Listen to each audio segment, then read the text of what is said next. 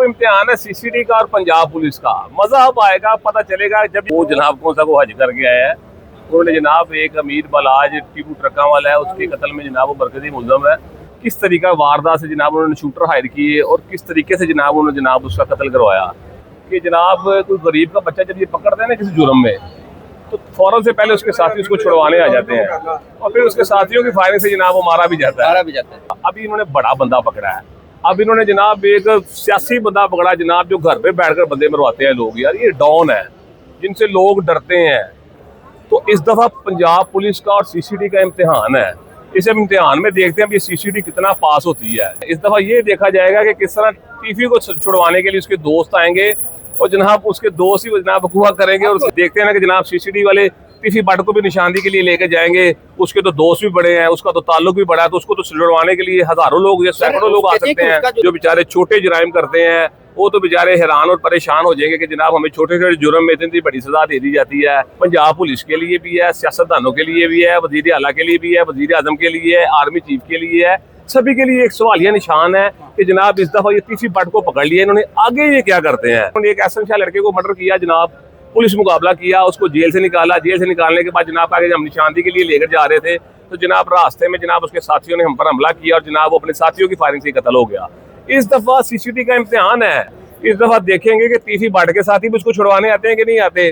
देखेंगे जनाब उसके दोस्त, उसके जो करीबी दोस्त हैं वो भी पुलिस पर हमला करेंगे या नहीं करेंगे। ये समझ लें कि सारी जो फिल्म बनाते हैं ना वो स्टोरी होती है, क्योंकि जिस बंदे के बड़े सारे दोस्त हों तो उसके दोस्त जरूर छुड़वाने आएंगे और उस पर कातलाना हमला भी कर देते हैं और पुलिस बच जाती है। उनकी फायरिंग से उनका अपना ही दोस्त मारा जाता है। इस दफा सीसीडी का इम्तिहान है। लेकिन अगर वो गुनाहगार है तो अगर जिस तरह गरीब के बच्चे को सजा मिलती है, इस तरह सियासतदानों से चाहे उसका जितना भी ताल्लुक है। सर बताइएगा कि तीसरी बट को दुबई से गिरफ्तार किया गया है, तो इसके लिए क्या कानूनी रास्ता इख्तियार किया गया होगा और अगला जो फ्यूचर है तीसरी बट का क्या देख रहे हैं?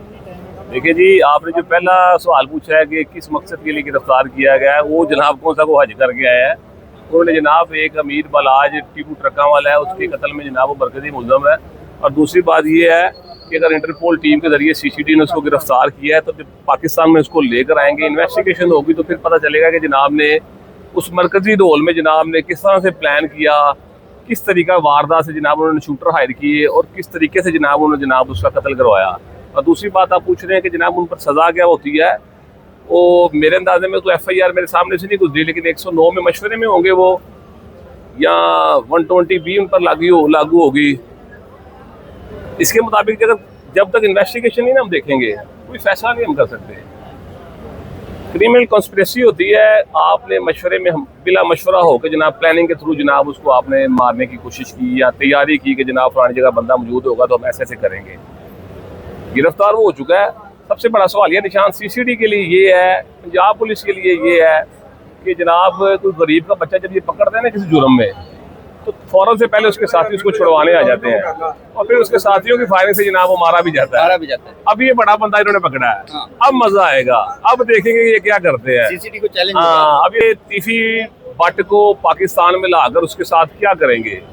ये अब इम्तिहान है सीसीडी का और पंजाब पुलिस का। मजा अब आएगा, पता चलेगा जब ये किसी गरीब के बच्चे को पकड़ते हैं ना तो फौरन से पहले ये वाकया बनाते हैं कि जनाब उसके साथी को, जनाब उसके साथियों की फायरिंग से जनाब वो हलाक हो गया। हम जनाब फलाम मुल्जिम को निशानदेही के लिए लेकर जा रहे थे, रास्ते में जनाब उसके दोस्तों ने हमला किया और उनकी फायरिंग से जनाब वो कत्ल हो गया। अभी इन्होंने बड़ा बंदा पकड़ा है। अब इन्होंने जनाब एक सियासी बंदा पकड़ा जनाब, जो घर पे बैठकर बंदे मरवाते हैं लोग। यार ये डॉन है जिनसे लोग डरते हैं, जिनको लोग कब्जे देते हैं, जिनको लोग भत्ते देते हैं। ये वो लोग हैं जिनसे नाम से लोग कहते हैं ओ भाई तीसरी बट, गोगी बट, फलाना बट। तो इस दफा पंजाब पुलिस का और सीसीडी का इम्तिहान है। इस इम्तिहान में देखते हैं ये सीसीडी कितना पास होती है। 200 अरब रुपए का इन्होंने फंड लिया है और उस फंड में जनाब इनसे साबित होगा कि जनाब ये किस तरीके से, किस तरीका वारदात से जनाब जिसको इस मुकदमे में जिसको नामजद किया गया है अमीर बलाज टीपू ट्रका वाले केस में, उसको ये क्या सजा देते हैं और इस इम्तिहान में ये किस तरह से पास होते हैं। इस दफा ये देखा जाएगा कि किस तरह टीफी को छुड़वाने के लिए उसके दोस्त आएंगे और जनाब उसके दोस्त ही जनाब बकुआ करेंगे। और आपको लगता है कि सीसीडी ये कर पाएगी, काउंटर कर पाएगी जो होता है बाकी लोगों का होता है साथियों की फायरिंग? मैंने आपको ये कहा कि जनाब ये इम्तिहान है, इस दफा सीसीडी का इम्तिहान है। देखते हैं सीसीडी इस दफा इस इम्तिहान में पास होती है कि नहीं होती। गरीब के बच्चे को पकड़ते हैं, पकड़ने के बाद कहते हैं जनाब हम निशानदेही करवाने जा रहे थे, उसके साथी उसको छुड़वाने के लिए आए, उसके साथियों की फायरिंग से जनाब वो मौके पर कत्ल हो गया और पुलिस वाले को किसी को खलाश भी नहीं आती। इस दफा जनाब पीसी भट्ट को पकड़ा है, देखेंगे सीसीडी इस दफा इस इम्तिहान में कैसे पास होती है।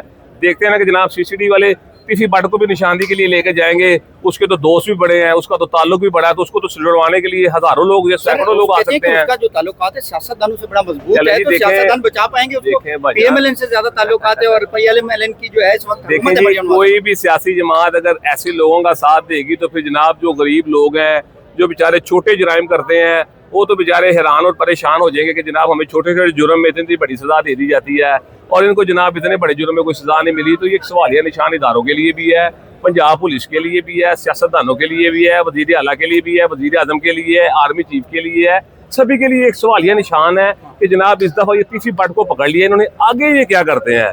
इन्होंने जनाब बड़े सारे इसी वकूए में आपने कोई इन्होंने एक एहसन लड़के को मर्डर किया, जनाब पुलिस मुकाबला किया, उसको जेल से निकाला, जेल से निकालने के बाद जनाब आगे हम निशानदेही के लिए लेकर जा रहे थे तो जनाब रास्ते में जनाब उसके साथियों ने हम पर हमला किया और जनाब वो अपने साथियों की फायरिंग से कत्ल हो गया। इस दफा सीसीडी का इम्तिहान है, मैं बार आपके प्रोग्राम के तवज्जुह से कह रहा हूँ कि सीसीडी का इम्तिहान है। इस दफा देखेंगे कि पीसी भट्ट के साथी भी उसको छुड़वाने आते हैं कि नहीं आते, देखेंगे जनाब उसके दोस्त, उसके जो करीबी दोस्त हैं वो भी पुलिस पर हमला करेंगे या नहीं करेंगे। ये सीसीडी वालों का इम्तिहान है। अगर इस दफा इन्होंने ये इम्तिहान ना किया तो फिर समझ लें कि सारी जो फिल्म बनाते हैं ना वो स्टोरी होती है, क्योंकि जिस बंदे के बड़े सारे दोस्त हों तो फिर उसके दोस्त जरूर छुड़वाने आएंगे। तो गरीब का बच्चा पकड़ते हैं, उसके एक या दो दोस्त होते हैं या 5 दोस्त होते हैं, वो उसको छुड़वाने आ जाते हैं और उस पर कातलाना हमला भी कर देते हैं और पुलिस बच जाती है, उनकी फायरिंग से उनका अपना ही दोस्त मारा जाता है। इस दफा सीसीडी का इम्तिहान है। देखें, अगर उसको बेगुनाह है ना तो उसको बेगुनाह भी करना चाहिए, लेकिन अगर वो गुनाहगार है तो अगर जिस तरह गरीब के बच्चे को सजा मिलती है, इस तरह सियासतदानों से, चाहे उसका जितना भी ताल्लुक है, चाहे वो जितना भी मालदार है, जितना भी अमीर है, उसके खिलाफ भी पूरी कानूनी कार्रवाई होनी चाहिए। सर डायरेक्ट आपको लगता है डायरेक्ट वो किसी चीज में इन्वॉल्व नहीं है, इनडायरेक्टली हो सकता है, तो अगर इस चीज के कोई एविडेंसेस नहीं है तो फिर उसकी गिरफ्तारी बनती है। देखें जी, ये अभी नए तो आप तो इस बात को साबित नहीं कर सकते कि वो डायरेक्ट इस बात में शामिल है या नहीं है। अभी तो इस बात का भी जियो फैंसी को होगी, उसके बाद CDR निकलेगा, उसके बाद पता चलेगा कि ये वकूए के वक्त ये बंदा कहाँ पर मौजूद था। अगर तो ये बंदा पाकिस्तान में मौजूद था और वकूए वाली जगह पर मौजूद था तो इसका मतलब है ये प्रॉपर उसमें वकूए में शामिल भी था। और अगर ये बंदा उस वक्त वकूए से पहले पाकिस्तान से बाहर निकल गया था तो उसके बाद भी देखा जाएगा कि इसका मुल्जिमान से कितना राब्ता था। मुल्जिमान से ये मुसलसल अगर राब्ते में था, शूटरों से मुसलसल राब्ते में था, तो इसका मतलब है ये गुनाहगार है। और दूसरी बात यह है कि इस वकूए में जो पहले मुल्जिमान पकड़े जा चुके हैं उन्होंने इतराफ़ किया कि जनाब इस बंदे के कहने पर हमने ये वकूआ किया है। इसमें जो मुल्जिमान है उस बात का इतराफ़ कर चुके हैं। तो अब पता चल जाएगा पुलिस इन्वेस्टिगेशन में किसको वो गुनाहगार करते हैं या किसको बेगुनाह करते हैं। ये तो पुलिस का इम्तिहान है ना। अब पता चलना चाहिए पुलिस का कि पुलिस मेरिट में कितना फैसला करती है, पुलिस इससे कितना दूर रहती है। ये तो हो गया कानून, ये चीजें। आपका जाती तजिया क्या है? आप दे सकते हैं आइन और कानून भी इस चीज का। आपका जाती तजिया क्या है कि उस पीसी भट्ट को जो है वो सजा मिलेगी या निकल जाएगा फिर पहले की तरह? देखें जी, जाती तजिया अगर तो वो इस मामले में मुलव्वस है तो उसको सजा मिलनी चाहिए। अगर किसी जवान मादा पुत्र मार दे हो, खुदा ना ख्वास्ता मेरा या आपका नुकसान हो जाए, आपके घर वाले माफ़ करेंगे किसी को? सवालिया निशान है आपके लिए भी और मेरे लिए भी।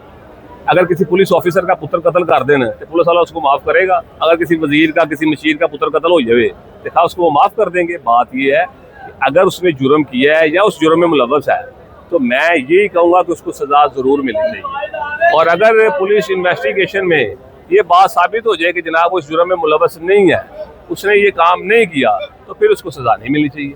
कानून से बालातर नहीं होना चाहिए, कानून के अंदर होना चाहिए। सीसीडी ने सहाफी की मुझे नोट दी है और उसने कॉलम लिखा है। अच्छा, सीसीडी ने मैं एक बात बताऊं आपको कि सीसीडी के बारे में हमारी बात हो रही है कि गरीबों को जो है एक सहाफी ने सीसीडी के अगेंस्ट जो है वो कॉलम लिखा है, उस पर उसको गिरफ्तार किया जाता है, उसकी मूछें, उसके बाल मूंद दिए जाते हैं और उसकी तजलील की जाती है, हथकड़ियाँ लगाकर उसको पेश किया जाता है।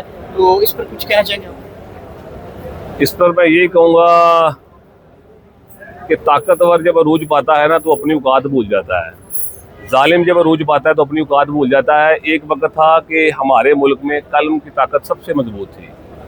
जो सहाफ़ी थे वो जिसके बारे में कह देते थे या जो कह देते थे उसको सच्चाई पर मबनी होता था, उस बात पर यकीन किया जाता था।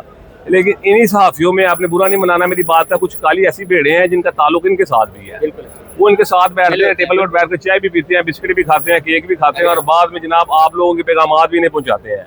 जिस दिन आपके इदारे में आपके लोग जो टाउट्स हैं वो खत्म हो जाएंगे, आपके इदारे में जो लोग कब्जा माफिया के साथ मिले हुए हैं, ये जो पैकेट वसूल करते हैं पैसों का, वो खत्म हो जाएंगे, तो आपकी सहाफत दोबारा रूज पर आ जाएगी। फिर लोग सब इदारे सब आपकी बात पर यकीन भी करेंगे और आपका नुकसान करने से पहले सोचेंगे। Thank you sir, thank you.